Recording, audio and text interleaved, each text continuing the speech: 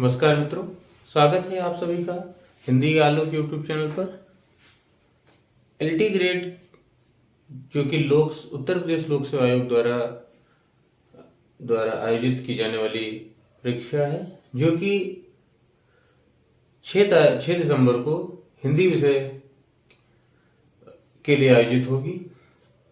तो हम LT grade Hindi के लिए जो रिवीजन क्लासेस है वो चला रहे हैं, और हमने इस क्रम में इस प्लेलिस्ट के भीतर, एलटी ग्रेड प्लेलिस्ट के भीतर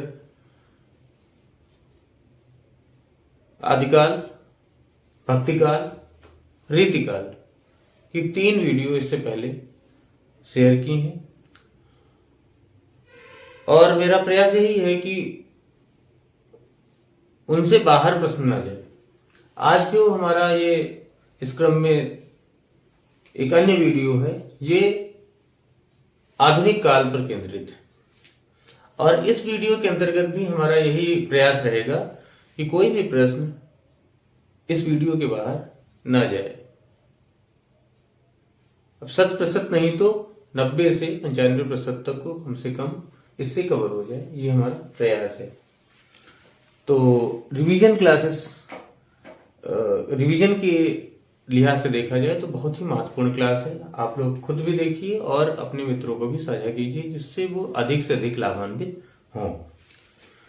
तो आज आधुनिक काल के अंतर्गत हम कुछ प्रश्न लेंगे जो कि बहुत ही महत्वपूर्ण होंगे। ये सारे प्रश्न ऐसे हैं जो कभी न कभी किसी न किसी परीक्षा में आयोग द्वारा पूछे गए हैं, और या तो फिर पूछे जाएंगे।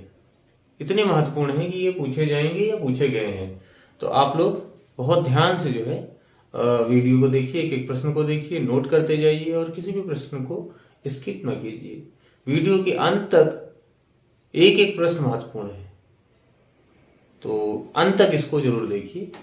पहला प्रश्न है आज का कि आधुनिक काल को गद्य काल किसने कहा। सबसे पहले जो हम आधुनिक काल देख रहे हैं, तो आधुनिक काल का गद्य काल नाम दिया है, किसने दिया है? आचार्य रामचंद्र शुक्ल ने दिया है। आचार्य रामचंद्र शुक्ल ने दिया है। कहा है गद्य, आधुनिक काल को गद्य काल। गद्य काल कहने के पीछे उनका तर्क यह है कि गद्य का विकास आधुनिक काल की सबसे महत्वपूर्ण घटना थी, इसलिए आधुनिक काल को उन्होंने गद्य काल कहा है। अब गद्य के विकास में जो महत्वपूर्ण भूमिका थी वो थी फोर्ट विलियम कॉलेज की। तो अब दूसरा प्रश्न है हमारा कि फोर्ट विलियम कॉलेज की स्थापना कब हुई थी। ये बहुत बार प्रश्न पूछा गया है। तो फोर्ट विलियम कॉलेज की स्थापना हुई थी 1800 ईस्वी में।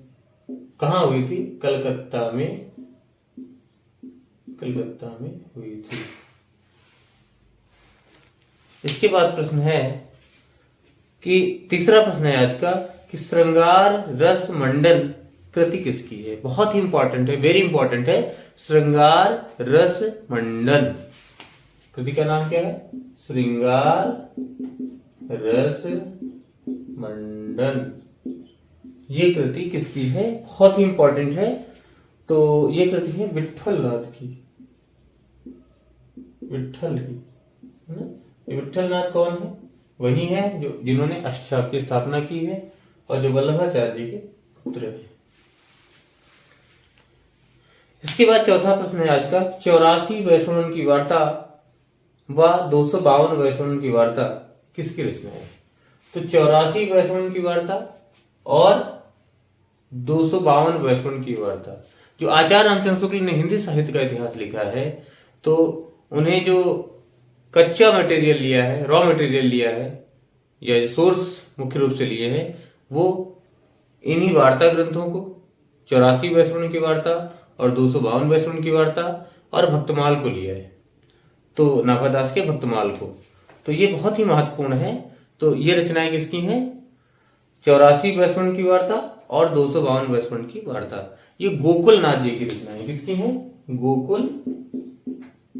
गोकुलनाथ जी की रचनाएं हैं।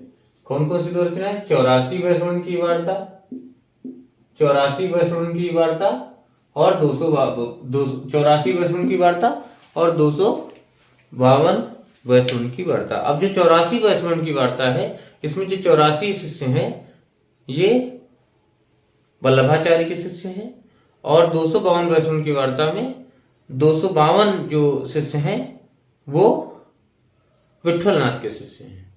और ये दोनों कृतियां 84 वैश्वर्ण की वार्ता और 252 वैश्वर्ण की वार्ता, ये दोनों कृतियां जो हैं वो हैं गोकुलनाथ जी की।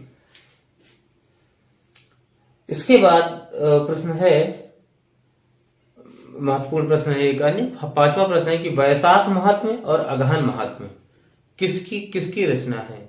तो वैकुंठ मणि शुक्ल की रचना है। किसकी है? वैकुंठ मणि शुक्ल की रचना है। वैशाख महात्म्य और अगहन महात्म्य, ये दोनों महीने हैं, महीनों के नाम, हिंदी महीनों के नाम, और महात्म्य जुड़ गया, ये इंपॉर्टेंट है। अगहन महात्म्य भी पूछा गया है, वैशाख महात्म्य, अगहन महात्म्य तो पूछा गया है, और वैशाख महात्म्य भी इंपॉर्टेंट है, महत्वपूर्ण है। इसके बाद है कि 6वां प्रश्न है आज का कि खड़ी बोली को टकसाली नाम दिया, तो ये गिलक्राइस्ट ने दिया था। और ये गिलक्राइस्ट कौन है? ये फोर्ट विलियम कॉलेज के उर्दू और हिंदी के प्राध्यापक थे। ये जो फोर्ट विलियम कॉलेज जो कलकत्ता में स्थापित हुआ था, तो गिलक्राइस्ट इसके उर्दू और हिंदी के प्राध्यापक थे। तो इन्होंने कहा था खड़ी बोली को टकसाली भाषा। टकसाल क्या होता है?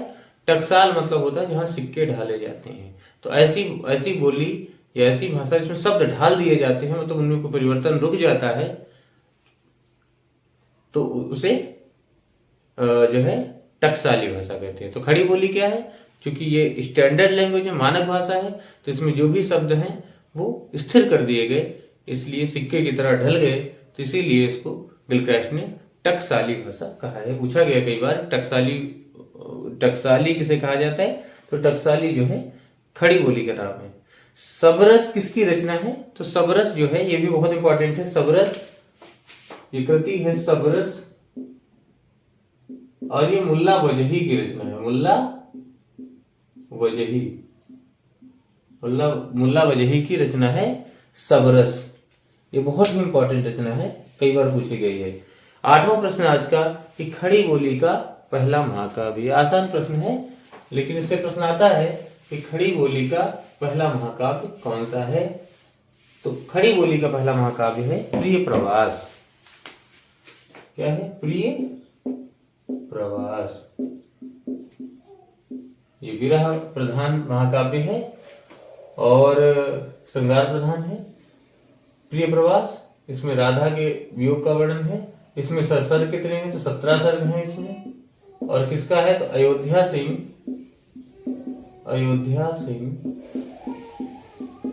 उपाध्याय हरिऔध का। अयोध्या सिंह उपाध्याय हरिऔध जी की ये कृति है। अयोध्या सिंह उपाध्याय हरिऔध जी की कृति है और महाकाव्य है। और इसका समय क्या है? तो इसका समय है 1914 ईस्वी। इसका समय है 1914 ईस्वी। ये बहुत प्रश्न पूछा जाता है कि प्रवास का समय क्या है, कब प्रकाशित? तो 1914 ईस्वी में। कितने सर्ग हैं? तो 17 सर्ग हैं। अभी लखनऊ विश्वविद्यालय का जो असिस्टेंट प्रोफेसर का रिटन एग्जाम हुआ था, उसमें भी यह प्रश्न पूछा गया था प्रिय प्रवास में कितने सर्ग हैं? तो 17 सर्ग हैं। उसके बाद है आज का अगला प्रश्न कि प्रेम सागर की रचना किसने की? तो भागवत के 10वें स्कंध का अनुवाद है ये प्रेम सागर। और प्रेम सागर की रचनाकार है लल्लू लाल। प्रेम सागर लल्लू लाल है, और ये भागवत के 10वें स्कंद पर आधारित रचना है। उसके बाद आज का 10वां प्रश्न है कि रानी केतकी की कहानी किसकी कृति है? तो इंसा अल्लाह खां की कृति है रानी केतकी की कहानी। ये जब हम प्रथम कहानी पढ़ते हैं, पहली कहानी पढ़ते हैं, तो उसमें भी इसका जिक्र आता है। रानी केतकी की कहानी किसकी रचना है? इंसा अल्लाह खां। क्या नाम है? इंसा अल्लाह खां। एक बात और प्रश्न पूछा जा सकता है कि जो ये रानी केतकी की कहानी है, इसका अन्य नाम क्या है? तो इसका अन्य नाम है उदयभान चरित। तो उदयभान चरित जो है रानी केतकी की कहानी का ही अन्य नाम है। अगर पूछे उदयभान चरित किसकी रचना है, तो इंसा अल्लाह खां की ही है, क्योंकि दोनों एक ही, दोनों के नाम मतलब दो नाम है, चाहे रानी केतकी की कहानी गई है, एक अन्य नाम है उदयभान चरित। इसके बाद आता है एक कथन है कि इनकी ठेठ हिंदी चटकीली मटकीली मुहावरेदार व चलती हुई थी। इनकी ठेठ हिंदी चटकीली मटकीली मुहावरेदार व चलती हुई थी, जिसमें रंगीनी व चुलबुलापन था। तो आचार्य शुक्ल ने किसके लिए कथन कहा है, किसकी भाषा के लिए? तो इंसा अल्लाह खां इन्हीं की भाषा के लिए शुक्ल जी ने कहा है। शुक्ल कौन? आचार्य रामचंद्र शुक्ल ने इनकी इंसा अल्लाह खां की भाषा के लिए कहा है कि इनकी ठेठ हिंदी चटकीली मटकीली मुहावरेदार व चलती हुई थी, जिसमें रंगीनी व चुलबुलापन था। तो इंसा अल्लाह खां की भाषा के लिए रामचंद्र शुक्ल ने टिप्पणी की है।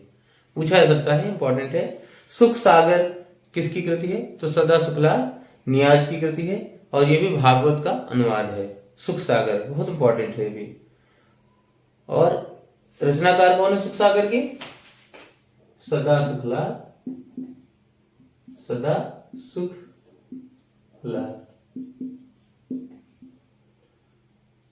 नियाज है। सुख सागर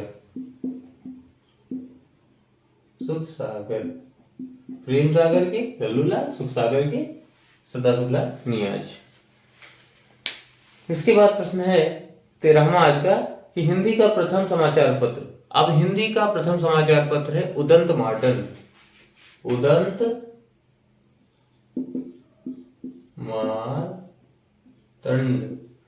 मार्टन माने उगता हुआ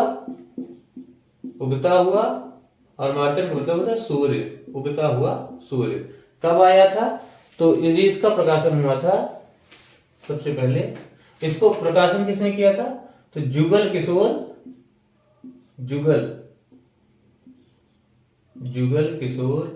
ये जीडीसी में पूछा था, government degree college assistant professor की परीक्षा में पूछा गया था, ये प्रश्न डिटेल में आया था कई कोड बनाकर। तो जुगल किशोर मिश्र जो है, पिछली बार ये प्रश्न आया था government degree college assistant professor में। तो जुगल किशोर मिश्र इसको उदंत मार्टन को सबसे पहले निकाले थे, प्रकाशक थे इसके संपादक थे। उदंत मार्टन, उदंत माने उगता हुआ, मार्टन माने सूर्य, हिंदी का पहला समाचार पत्र था। और ये कैसा था? साप्ताहिक था। साप्ताहिक मतलब सप्ताह में एक बार निकलता था, और ये मंगलवार को निकलता था। कब निकलता था? मंगलवार को निकलता था। तो ये इसके बारे में जानकारी है। और एक जानकारी है कि 30 मई 1826, कब? इसकी डेट याद करिए, 30 मई 1826 ईस्वी को पहली बार ये निकला था, हिंदी का पहला अखबार उदंत मार्टन। इसीलिए 30 मई को हिंदी पत्रकारिता दिवस भी मनाते हैं। हिंदी पत्रकारिता दिवस मनाते हैं, ठीक है। तो इसको देखिएगा। इसके बाद है, मैं उर्दू का बड़ा पक्षपाती हूँ, लेकिन मुझे हिंदी को विभाषा या बोली कहने में संकोच होता है। यह गारसा द तासी का हिंदी के विषय में कथन है। गारसा द तासी, ये गारसा तासी कौन है? ये वही है जिसने पहला हिंदी साहित्य का इतिहास लिखा था। इस्तवार दला लिटरेचर इंदो हिंदुस्तानी, ये फ्रेंच विद्वान था। इसने कहा था, मैं उर्दू का बड़ा पक्षपाती हूँ, लेकिन मुझे हिंदी को विभाषा कहने में संकोच होता है या बोली कहने में संकोच होता है। उसके बाद प्रश्न है कि बनारस, 15वां प्रश्न है कि बनारस अखबार किसने निकाला? तो ये शिव प्रसाद सिंह सितारे हिंदी निकालते थे। 1945 में से निकलना प्रारंभ हुआ था। 1945 से निकलना प्रारंभ हुआ था बनारस अखबार। इसके बाद 16वां प्रश्न है कि मानव धर्मसार, इतिहास तिमिरनाशक, भूगोल हस्तमाला किसकी कृति हैं? ये कृतियां बहुत इंपॉर्टेंट है और कई बार आई हैं। तो राजा शिव प्रसाद सिंह सितारे हिंद की कृतियां हैं। इसके बाद 17वां है, ये भारत का हित सच्चे हृदय से चाहते थे, ये जीवन भर हिंदी की सेवा व हित साधने में तत्पर थे। ये शुक्ल जी का कथन है, किसके बारे में है? ये फ्रेडरिक पिंकार्ड, ये फ्रेडरिक पिंकार्ड, फ्रेडरिक पिंकार्ड ये अंग्रेज थे, अंग्रेज विद्वान थे और इनका हिंदी से बड़ा लगाव था। तो अंग्रेज ये जो है इंग्लैंड में रह के हिंदी का प्रचार प्रसार करते थे। शुक्ल जी ने लिखा है कि उस समय के जो हिंदी लेखक थे बड़े, उनके घर में 2-4 पत्र इनके जरूर रहते थे। मतलब ये हिंदी से बहुत लगाव मानते थे और इंग्लैंड में रहकर हिंदी का प्रचार प्रसार करते थे, मदद करते थे। उसके बाद है 18वां प्रश्न कि ज्ञान प्रदायिनी पत्रिका जो कि 1867 ईस्वी में प्रारंभ हुई थी, किसने प्रारंभ किया था? सबसे पहले तो नवीन चंद्र राय। ज्ञान प्रदायिनी पत्रिका, नवीन चंद्र राय, नवीन ज्ञान। तो ज्ञान प्रदायिनी पत्रिका किसने? नवीन चंद्र राय ने सबसे पहले संपादन किया था 1867 ईस्वी से। अब प्रश्न है 19वां, इनकी शैली शब्द शोधन, इनकी शैली, ये कथन है रामचंद्र शुक्ल जी का, इनकी शैली शब्द शोधन व अनुप्रास युक्त थी।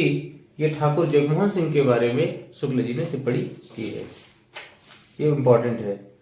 फिर 20वां प्रश्न है आज का, कविता वर्धनी सभा और तदीय समाज की स्थापना किसने की? तो भारतेंदु हरिश्चंद्र ने की। कविता वर्धनी सभा और तदीय समाज की स्थापना, दोनों बहुत ही महत्वपूर्ण चीजें हैं, इंपॉर्टेंट हैं। तदीय समाज की स्थापना किसने की? भारतेंदु हरिश्चंद्र। और कविता वर्धनी सभा भारतेंदु। उसके बाद भाषा संवर्धनी सभा की स्थापना किसने की? तो बाबू तोताराम। तो अगर भाषा संवर्धनी सभा पूछे तो बाबू तोताराम, और कविता वर्धनी सभा तो भारतेंदु हरिश्चंद्र। 21वां प्रश्न है आज का कि पंडित प्रताप नारायण मिश्र को हिंदी का एडिशन किसने कहा? तो आचार्य रामचंद्र शुक्ल ने। और तथा आचार्य रामचंद्र शुक्ल ने बालकृष्ण भट्ट को हिंदी का स्टील कहा। तो अगर ये पूछा जाए कि हिंदी का एडिशन कौन है, तो प्रताप नारायण मिश्र, और हिंदी का स्टील तो बालकृष्ण भट्ट, और इन दोनों उपाधियां इन्हें आचार्य रामचंद्र शुक्ल ने दी हैं। 22वां प्रश्न एक बहुत महत्वपूर्ण है कि अच्छी हिंदी एक ही व्यक्ति लिखता था, बाल मुकुंद गुप्त। ये महावीर प्रसाद द्विवेदी जी ने बाल मुकुंद गुप्त के बारे में टिप्पणी की है, इनकी भाषा के ऊपर। अच्छी हिंदी एक ही व्यक्ति लिखता था, बाल मुकुंद गुप्त। कविता कामिनी कांत, भारतेंदु प्रगेंदु, साहित्य सुधाकर, ये उपाधियां किसकी हैं? ये नाथूराम शर्मा की हैं। ये उपाधियां भारतेंदु प्रगेंदु, कविता कामिनी कांत और साहित्य सुधाकर। पूछा जाएगा कि भारतेंदु प्रगेंदु किसे कहा जाता है? तो नाथूराम शर्मा, कविता कामिनी कांत एक इनकी उपाधि है, दूसरी भारतेंदु प्रगेंदु और तीसरा साहित्य सुधाकर। ये तीनों उपाधियां हैं नाथूराम शर्मा की। 25वां प्रश्न है कि बाल साहित्य के जनक व वानर पत्रिका के संपादक कौन है? तो कौन है? ये है रामनरेश त्रिपाठी। ये वानर पत्रिका कई बार पूछी गई है, तो वानर पत्रिका के संपादक हैं रामनरेश त्रिपाठी, और दूसरा बाल साहित्य के जनक माना जाता है इन्हें। बाल साहित्य मतलब बच्चों का साहित्य। इसके बाद है वानर पत्रिका का संबंध भी बच्चों से ही था, बच्चों का कंटेंट इसमें छपता था। इसके बाद प्रश्न है 26वां, पराधीन रहकर नर सब शोक न कह सकता है, यह अपमान जगत में पशु ही सह सकता है। तो ये रामनरेश त्रिपाठी जी की पंक्ति है। उसके बाद है 27वां प्रश्न, हल्दी घाटी, त्रेता के दो वीर, जौहर, ये रचनाएं किसकी हैं? तो श्याम नारायण पांडे जी की रचनाएं हैं। हल्दी घाटी बहुत ही चर्चित है, त्रेता के दो वीर और जौहर। अब त्रेता के दो वीर जो है ये लक्ष्मण और मेघनाद युद्ध का इसमें जो है वर्णन है। ये श्याम नारायण पांडे जी की कृतियां हैं। उसके बाद है 28वां प्रश्न कि निराला को ओज व औदात्य का कवि किसने कहा? तो निराला को ओज और औदात्य का कवि रामविलास शर्मा जी ने कहा है। उसके बाद है 29वां प्रश्न कि मनुष्य की मुक्ति कर्म के बंधन से छुटकारा पाना है, तो कविता के मुक्त छंदों से छुटकारा पाना। तो मुक्त छंद की कल्पना, मुक्त छंद का प्रारंभ जो है सूर्यकांत निराला जी किए थे। तो उसी संबंध में कथन है कि निराला का कथन है कि मनुष्य की मुक्ति कर्म के बंधन से मुक्त होना है, वैसे कविता की जो मुक्ति होगी वो छंदों के बंधन से मुक्त होने में है। जब मुक्त छंद कविता की शुरुआत की थी निराला ने, तो इनकी आलोचना हुई थी और रबड़ छंद या केचुआ छंद भी कहा गया था इनकी आलोचना में। उसके बाद है 30वां प्रश्न आज का कि गा कोकिल बरसा पावक कण नष्ट भ्रष्ट हो जीर्ण पुरातन। ये पंक्ति की पंक्ति है और युगांत कविता से है, बहुत इंपॉर्टेंट है। गा कोकिल बरसा पावक कण नष्ट भ्रष्ट हो जीर्ण पुरातन। पुरातन जो है, जो पुरानी परंपराएं हैं, जो रूढ़ियां हैं, वो नष्ट हो, इसका आह्वान किया है। 31वां प्रश्न है आज का कि छायावादी कहे जाने वाले कवियों में महादेवी ही रहस्यवाद के भीतर रही। ये शुक्ल जी का कथन है महादेवी के बारे में और यूजीसी नेट की परीक्षा में पूछा गया है, एनटीए नेट की परीक्षा में पूछा गया प्रश्न है कि छायावादी कहे जाने वाले कवियों में महादेवी ही रहस्यवाद के भीतर रही, बाकी रहस्यवाद के बाहर चले गए, है ना। तो कथन क्या है कि छायावादी कहे जाने वाले कवियों में महादेवी ही रहस्यवाद के भीतर रही, ये आचार्य रामचंद्र शुक्ल जी का कथन है। इसके बाद 32वां प्रश्न है कि अनुभूति अभिव्यक्ति किसकी रचना है? तो जनार्दन प्रसाद झा द्विज की रचना है। जनार्दन प्रसाद द्विज की रचनाएं हैं। कौन कौन सी रचनाएं हैं इनकी रचनाएं हैं अनुभूति और अभिव्यक्ति। अनुभूति और अभिव्यक्ति ये दो रचनाएं इनकी, दोनों महत्वपूर्ण है ना, देख लेना। पहला ये, दूसरा ये। जनार्दन प्रसाद द्विज की अनुभूति और अभिव्यक्ति। जनार्दन प्रसाद झा है ना, द्विज। इसके बाद आगे हम लोग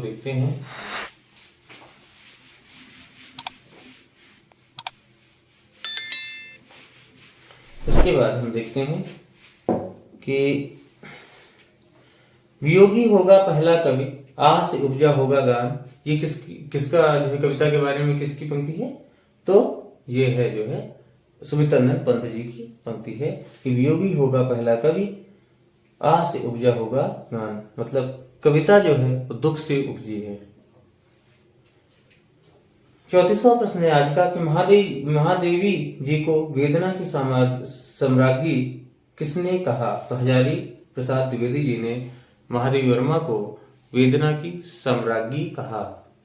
महादेवी जी का जो दर्शन है वो भी दुखवाद से उपजा है और महादेवी वर्मा जी को आधुनिक युग की मीरा भी कहा जाता है। तो ये इंपॉर्टेंट है, इसको नोट डाउन कर लीजिएगा। ऋतंभरा खंड काव्य किसका है? तो केदारनाथ मिश्र प्रभात का है। ऋतंभरा वेरी इंपॉर्टेंट है। ऋतंभरा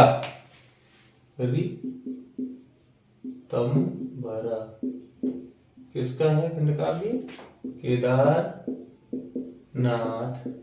मिश्र प्रभात। ठीक है। इसके बाद है कलापी संचयिता। ये काव्य संग्रह किसके हैं? तो ये आरसी प्रसाद सिंह के हैं। कलापी और संचयिता, कलापी और संचयिता किसके हैं? आरसी प्रसाद सिंह जी। ठीक है। इसके बाद है हिंदी का बायरन किसे कहा जाता है? तो हरिवंश राय बच्चन को जो है हिंदी का बायरन कहा जाता है। अंग्रेजी में जो बायरन ने काम किया वही हिंदी में हरिवंश राय बच्चन ने किया, है ना।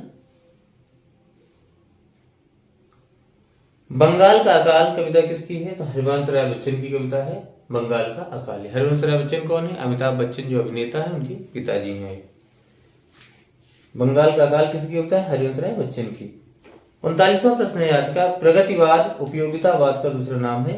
ये नंद दुलारे वाजपेयी जी का की जो है टिप्पणी है प्रगतिवाद के बारे में कि प्रगतिवाद उपयोगितावाद का दूसरा नाम है। वास्तव में प्रगतिवाद उपयोगितावाद का ही दूसरा नाम है, क्योंकि प्रेमचंद ने लिखा है कि गोबर से भरी टोकरी भी सुंदर है यदि उसका कोई उपयोगिता है। इसके बाद है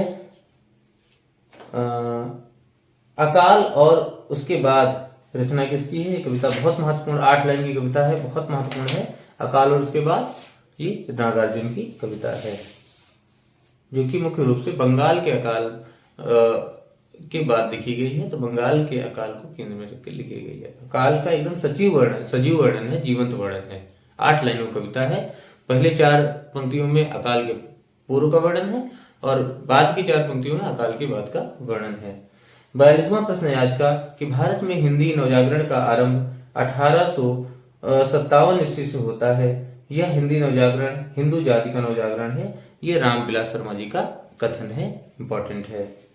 भारत में नवजागरण संदर्भ में कि भारत में हिंदी नवजागरण का आरंभ 1857 से होता है। यह हिंदी नवजागरण हिंदू जाति का नवजागरण है, तो रामविलास शर्मा जी का कथन है। उसके बाद 43वां प्रश्न है आज का कि प्रपत्यवाद, रूपवाद या कलावाद का अन्य नाम है। ये बच्चन सिंह का कथन है कि प्रपत्यवाद जो है ये रूपवाद और कलावाद का ही नाम है।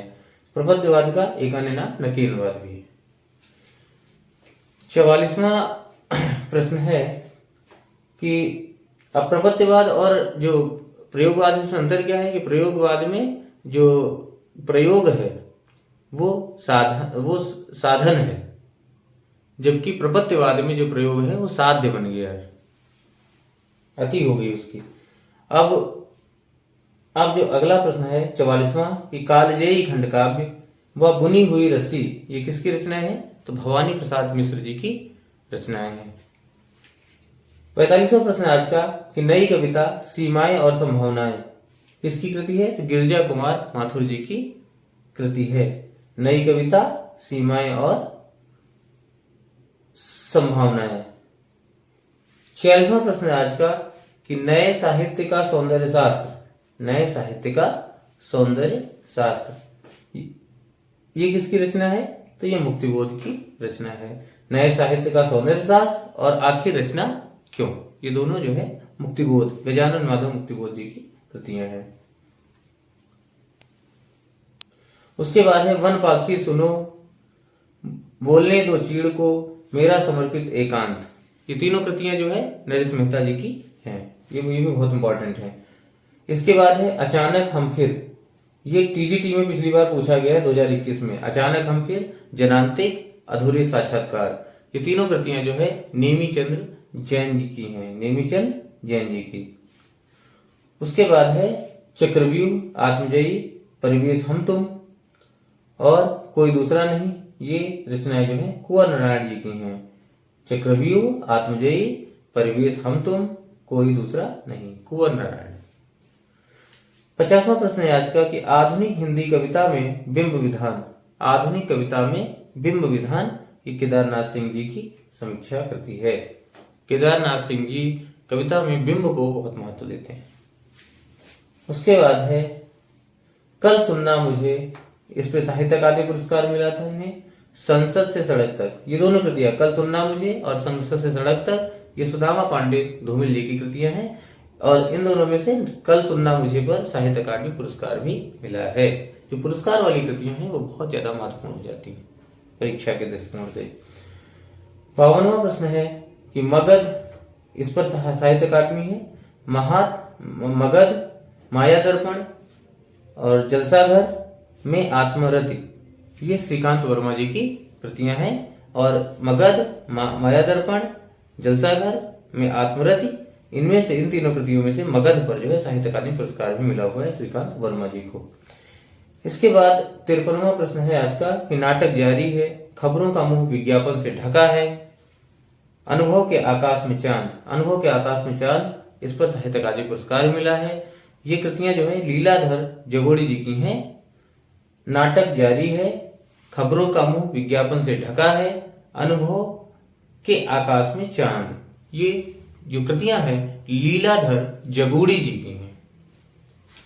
उसके बाद 54वां प्रश्न है आज का कि अपनी केवल धार, अपनी केवल धार, मई का एक दिन, नए इलाके में। तो नए इलाके में साहित्य अकादमी पुरस्कार भी है और ये कृतियां जो हैं अरुण कमल जी की हैं। अपनी केवल धार, मई का एक दिन और नए इलाके में। 55वां पहाड़ पर लालटेन। आज का 55वां प्रश्न है कि पहाड़ पर लालटेन हम जो देखते हैं, इस पर जो है साहित्य अकादमी हम जो देखते हैं, और ये किसकी कृतियां हैं? ये मंगलेश डबराल की रचना है। मंगलेश डबराल। कौन कौन सी कृतियां हैं? उनकी कृतियां हैं मंगलेश डबराल की। पहाड़ पर लालटेन, हम जो देखते हैं, हम जो देखते हैं वेरी इंपॉर्टेंट है, साहित्य अकादमी मिला है। हम जो देखते हैं और पहाड़ पर लालटेन किसकी रचना है? मंगलेश डबराल। 56वां प्रश्न है आज का कि हवा में हस्ताक्षर, ये साहित्य अकादमी से पुरस्कृत कृति है, काव्य कृति है हवा में हस्ताक्षर। तो ये किसकी कृति है? कैलाश वाजपेयी जी की है। कैलाश वाजपेयी जी की आत्मकथा है पाव भर जीरे में ब्रह्मभोज। ये भी बहुत महत्वपूर्ण कृति है। 57वां प्रश्न है आज का, कहीं नहीं वहीं एक पतंग अनंत में। अब कहीं नहीं वहीं, ये इस पर साहित्य अकादमी पुरस्कार मिला हुआ है। एक पतंग अनंत में, शहर एक संभावना है। ये तीनों कृतियां, कहीं नहीं वहीं, एक पतंग अनंत में, शहर एक संभावना है, ये तीनों कृतियां अशोक वाजपेयी जी की हैं। इसके बाद आज का 58वां प्रश्न है कि मेहंदी और महावर किसकी कृति है? तो उमाकांत मालवीय जी की कृति है। बहुत ही महत्वपूर्ण है। मेहंदी और महावर किसकी है? उमाकांत मालवीय। मेहंदी और महावर, मेहंदी और महावर किसकी है? उमाकांत मालवीय। वेरी इंपॉर्टेंट कृति। उसके बाद है महामानव। ये ठाकुर प्रसाद सिंह जी का जो है एक खंडकाव्य है और ये गांधी जी पर केंद्रित है। ये पूछा सकता है कि महामानव किस पर केंद्रित है? तो महामानव कौन? गांधी जी, महात्मा गांधी जी पर ये केंद्रित है और ये खंडकाव्य है, ठाकुर प्रसाद सिंह जी की कृति है ये। उसके बाद 60वां प्रश्न है 60वां प्रश्न है वंशी और मादल किसका गीत संकलन है? तो ठाकुर प्रसाद सिंह जी का। जिसका महामानव है ठाकुर प्रसाद सिंह जी का, उन्हीं का है वंशी और मादल। 61वां प्रश्न है आज का, कंधे पर सूरज, आग की हंसी पर साहित्य अकादमी 2005 का। आम के पत्ते, इस पर व्यास सम्मान है। बेरंग बेनाम चिट्ठियां, ये सारी कृतियां रामदरस मिश्र की हैं। कंधे पर सूरज, आग की हंसी साहित्य अकादमी पुरस्कृत, आम के पत्ते व्यास सम्मान और बेरंग बेनाम चिट्ठियां, ये चारों कृतियां जो है रामदरस मिश्र जी की हैं।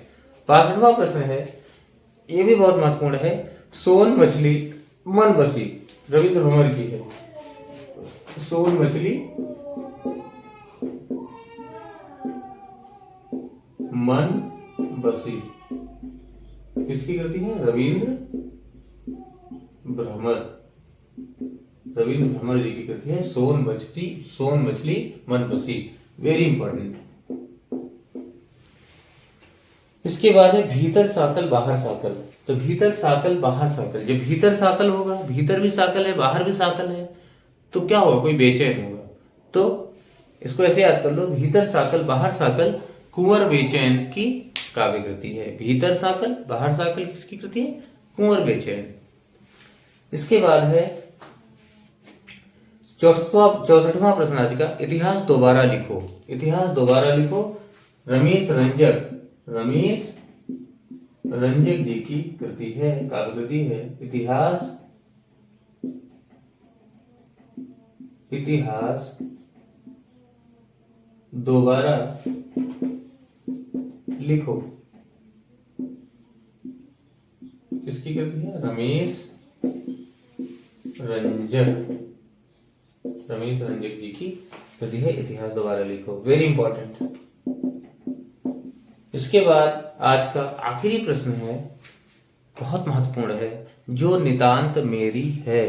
ये काव्य कृति किसकी है? जो नितांत मेरी है। ये बाल स्वरूप राही जी की कृति है। राही जी की कृति है, काव्य कृति है जो नितांत मेरी है। तो आज के लिए इतना ही। उम्मीद है आप लोगों को अच्छे से समझ में आया होगा। आपके लिए ये वीडियो बहुत ही महत्वपूर्ण साबित हो, ऐसा मेरा प्रयास है। तो आज के लिए बस इतना ही। उम्मीद है सारा आधुनिक काल लगभग प्रश्न इसी वीडियो से आ जाए एलटी ग्रेड में। आज के लिए इतना ही। जय हिंद, जय भारत, जय हिंदी, वंदे मातरम। नमस्कार।